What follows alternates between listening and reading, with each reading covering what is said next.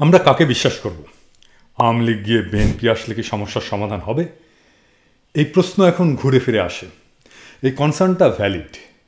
পৃথিবী জুড়েই পলিটিশিয়ানদের জনগণ বিশ্বাস করতে পারে না। তারা দেখায় মুরগি কিন্তু খাওয়ায় ডাল।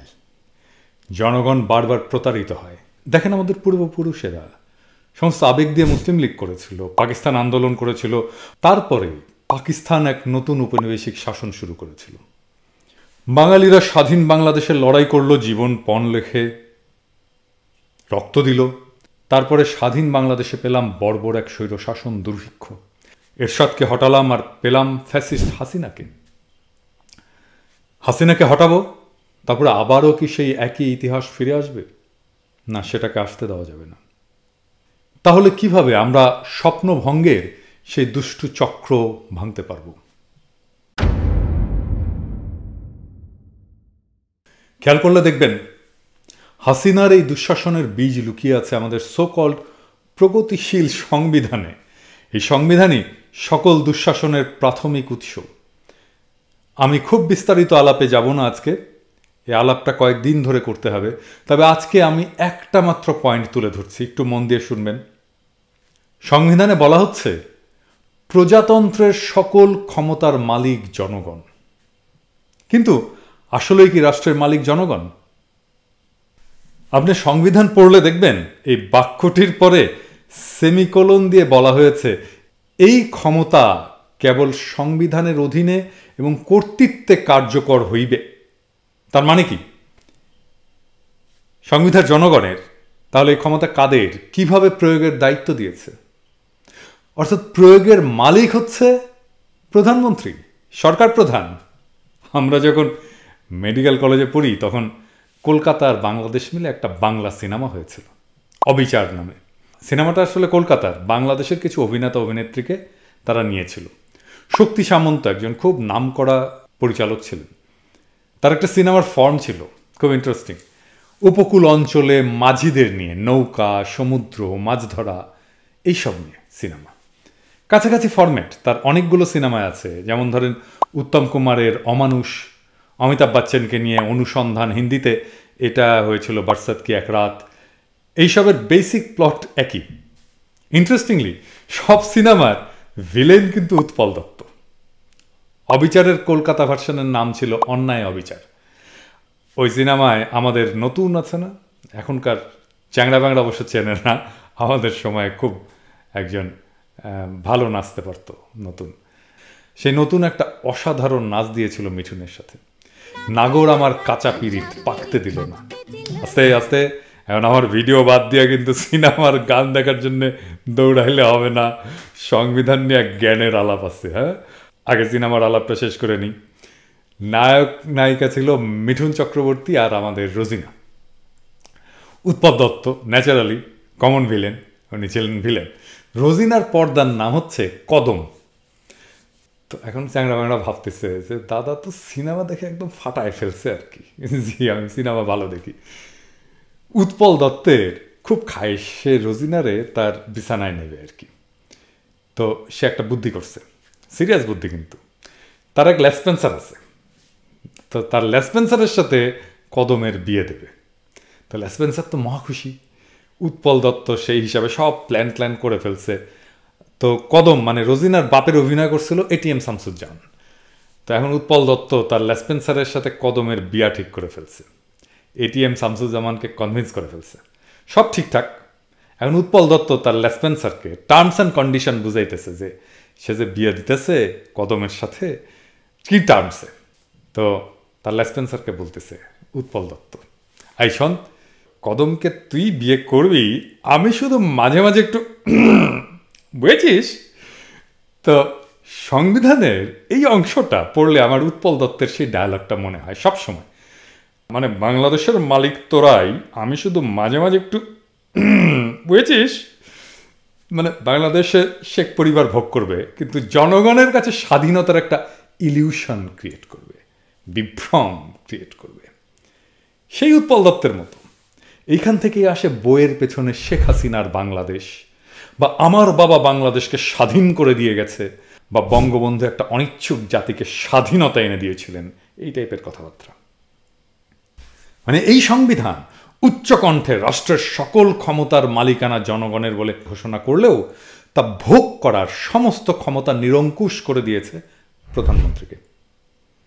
জনগণকে নির্বাচন কমিশন নির্ধারিত পদ্ধতিতে এবং সময়ে ভোট দেওয়ার একটা অধিকার ছাড়া তার ক্ষমতা প্রয়োগের আর কোনো বিধান এই সংবিধানের কোথাও খুঁজে পাওয়া যাবে না।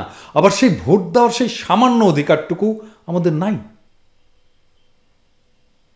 সংবিধান অনুযায়ী সকল ক্ষমতার মালিক জনগণ হলেও আখেরে এভাবেই জনগণ শেখ পরিবারের এবং শেখ হাসিনার দাস হয়ে গেছে।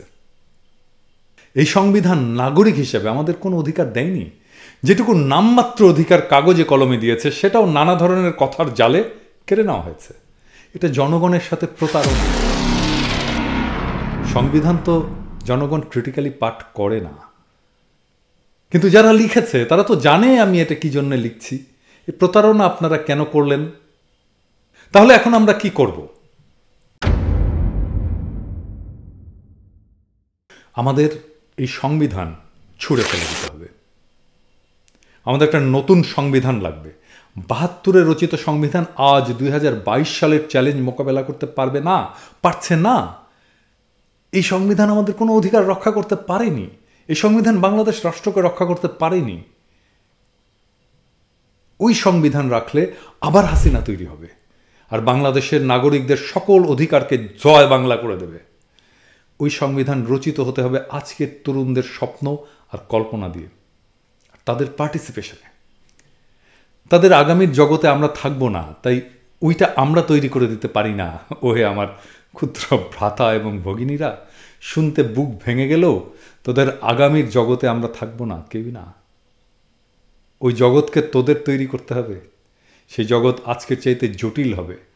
আমাদের চাইতে বেশি চালাক না হলে, বেশি কর্মঠ না হলে ওই জগৎ নির্মাণ করা যাবে না রে পাগলা। আমি ওই জগৎ নির্মাণের উপযোগী করে তোদের তৈরি করব। আমি দেখাতে পারবো কিভাবে কাজটা করতে হয়, কিন্তু কাজটা করে দিতে পারবো না। তাহলে আমার ভবিষ্যৎ পরিকল্পনা কি? আমার হেটাররা মনে করে আমার মনে হয় একটা পলিটিক্যাল অ্যাম্বিশন আছে। কথাটা একেবারে মিথ্যা না, কিন্তু আমার অ্যাম্বিশনটা কি? দেখেন, হাসিনা কেন হাসিনা হয়ে উঠতে পারল? কেন আজকের মজলুম পরে ক্ষমতায় গিয়ে জালেম হয়ে ওঠে? এর একটা প্রধান কারণ, জনগণ যাকে নেতা বানায় সে ক্ষমতায় গিয়ে জনগণের মুখোমুখি দাঁড়িয়ে যায়, জনগণের প্রতিপক্ষ হয়ে যায়। Political rulers free themselves and enslave others. তারা নিজেদেরকে মুক্ত করে আর অন্য সবাইকে দাস বানায়। জনগণের পক্ষে দাঁড়িয়ে জনগণের ইন্টারেস্টকে প্রোটেক্ট করার মতো কোনো শক্তি থাকে না। থ্যাঙ্কস টু শেখ হাসিনা এই শাসনে অদ্ভুত একটা অবস্থা তৈরি হয়েছে। আমার মতো একজন corporate executive almost full time activist হয়ে গেছে। জিয়া হাসানের মতো একজন ex army officer corporate executive বাংলাদেশের ব্রাইটেস্ট অর্গানিক ইকোনমিস্ট হয়ে গেছে। বাংলাদেশ ইলিয়াসের মতো ফাইনেস্ট অনুসন্ধানী সাংবাদিক পেয়েছে। আমরা নেত্র নিউজের মতো একটা পোর্টাল পেয়েছি। কনক সারোয়ারের মতো একজন সাংবাদিক পেয়েছি।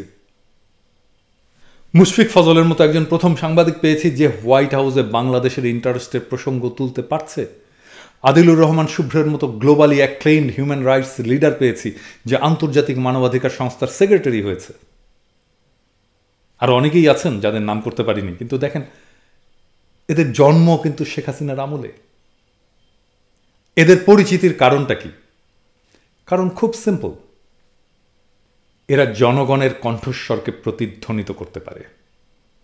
আমিও ব্যক্তি হিসেবে তুচ্ছ, কিন্তু জনগণের কণ্ঠ আমার স্বরে যখন প্রতিধ্বনিত হয় আমি ক্ষমতার মুখোমুখি দাঁড়িয়ে আঙুল তোলার হিম্মত অর্জন করে ফেলি।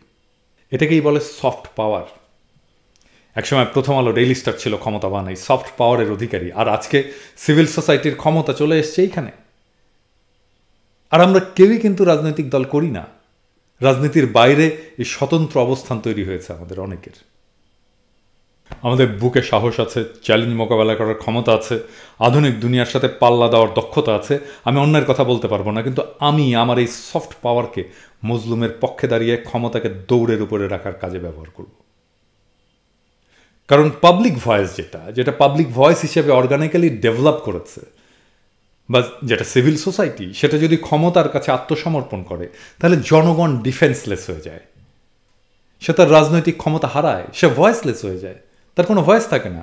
সে তখনই তার এজেন্সি বা অধিকার রিক্লেম করতে পারে যখন তার পক্ষে শক্তিশালী ভয়েস পায়, যে ক্ষমতার সামনে দাঁড়িয়ে আঙুল নাচিয়ে কথা বলতে পারে, যার সামনে ক্ষমতা থরথর কাঁপে। বাংলাদেশের মন্ত্রীদের নাম মানুষ জানে না, কিন্তু তারা মৌলানা ভাসানীর নাম জানে, কারণ ওই লোকটা ক্ষমতার কাছে কখনো নতজানু হননি। এই লোকটা আমৃত্যু মজলুমের পক্ষে থাকবে। শক্তিশালী সিভিল সোসাইটি দিয়ে ক্ষমতাকে চ্যালেঞ্জ করেই বাংলাদেশে আগামীতে পাওয়ার ব্যালেন্স করতে হবে। ফিদেল ক্যাস্ট্রো চে গুয়েভারার চাইতে বড় মাপের বিপ্লবী ছিলেন, কোনো সন্দেহ নেই। কিন্তু দুনিয়াতে অল্পদিন বেঁচে থেকে লড়াই করতে করতে বলিভিয়ার জঙ্গলে ধৃত হয়ে নিহত চে গুয়েভারাকেই তো বেশি মানুষ মনে রেখেছে, তাই না? কেন? কারণ আমাদের সকলের জীবন তো সাফল্যের না, সকলের জীবনই ট্র্যাজিক নায়কের মতো। তাই ট্র্যাজিক নায়কদের সাথে মানুষ খুব সহজেই কানেক্ট করে ফেলে নিজেকে। চেয়েছিলেন ট্র্যাজিক নায়ক। মানুষের হৃদয়ে পৌঁছানোর রাস্তা একটাই, কষ্টের জীবন, সাহসের জীবন, ত্যাগের জীবন। আপনি আপনার ব্যক্তিগত অর্জন দিয়ে কখনোই মানুষের হৃদয়ের গভীরে পৌঁছাতে পারবেন না। মানুষের ভালোবাসায় সিক্ত হতে হলে ত্যাগ করতে হয়। আপনি যতটুকু ত্যাগ করবেন, ঠিক ততটুকু ভালোবাসাই আপনাকে মানুষ ফেরত দেবে। নির্লোভ হতে হয়। তারপরে জনগণের পক্ষে থেকে লড়াই করতে করতে বিদায় নিতে হয় যুদ্ধের মাঠে থেকেই। ওই জীবন গৌরবের। আমি সেই গৌরবের জীবনের মঞ্জিল চিনে গেছি। সেই পথ থেকে কোনো লোভ আমাকে বিচ্যুত করতে পারবে না। জীবনের প্রতিটি মুহূর্ত, জীবনের শেষ মুহূর্ত পর্যন্ত মজলুমের সাথে থাকার তৌফিক যেন সৃষ্টিকর্তা আমাকে দেন।